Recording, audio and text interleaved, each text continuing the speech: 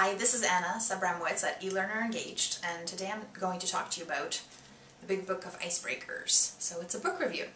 Okay, so you're thinking, why would anybody in e-learning online be looking at icebreakers?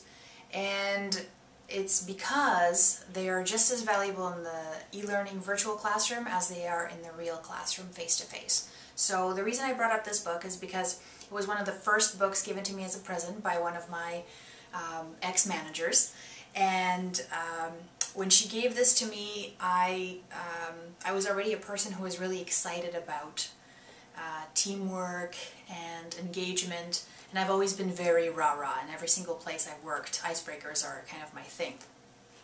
So, and this is by Edie West. I hope I'm saying that right. Anyways, but what I wanted to talk to you about is initially why we've taken fun out of training. And I think what's happened is that people have been exposed to those awful, uncomfortable icebreakers where they have to touch toys that 100 other people have touched before them, or do things that they really don't see the relevance of. And so what happens is trainers and facilitators and instructional designers have stepped away from that realm and stopped doing things that are a little bit, push the boundaries, because they're scared of failing. They're scared of making people uncomfortable. They're scared of going through that. And yes, there will be those moments, and you have to be ready for them. But the book, what it does is it provides you with a really good introduction, and it makes you it doesn't just give you a bunch of icebreakers, which is the meat of it, but it provides you with questions you should ask yourself before you provide people with an icebreaker, why you're doing it. And the other thing it does is it breaks it down into this awesome matrix, so depending on your goals, that's what you achieve, and you can pick the activity out based on the kinds of goals you want to you're working towards.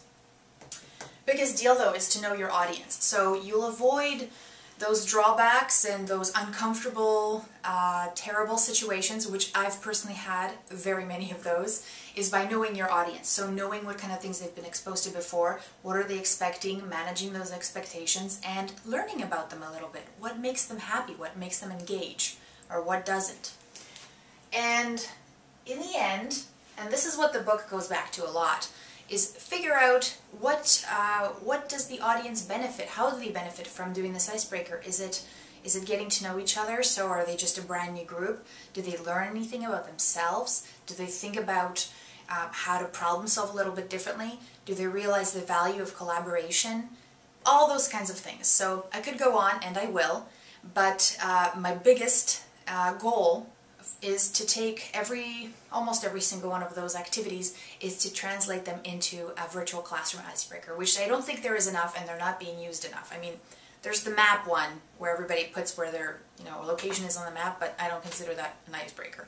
Anyways, so if you have comments, you have great ideas for icebreakers that you've seen, especially in a virtual classroom, please share them in the comments, and I hope you found this useful, and I'll see you next time.